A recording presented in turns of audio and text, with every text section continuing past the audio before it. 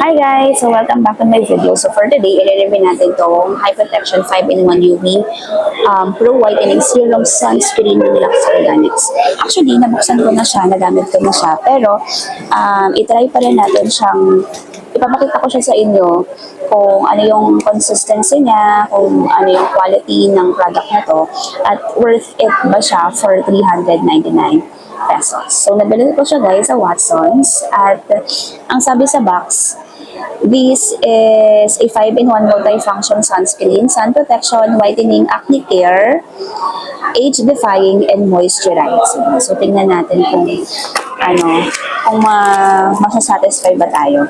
Okay. Pero actually, ginamit ko na siya kaninang 8 a.m. So, na-expose na tayo sa araw. At yung nafe-feel ko ngayon, actually, maganda siya in a way na hindi nag-oily yung face ko. Kasi usually, pag halimbawa, gumagamit ako ng mga sunblock. First time ko to gamitin guys gumagamit ako ng mga sunblock. Very malagkit sa mukha. Pero ito kasi parang meron siyang matte finish. Hindi siya, hindi siya thick. Para kasi talaga siyang serum na, parang serum, serum nga to, diba? Serum siya na, librahin natin to. Serum siya na sunscreen. Kaya maganda siya.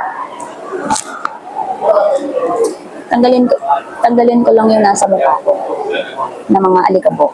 Kasi nag-jeep tayo at puro usok sa labas. So, kumapit na siya definitely sa mukha natin. Pag mag-apply tayo ulit ng sunscreen is, ayan, tingnan niyo, ang itim sa mga alikabok.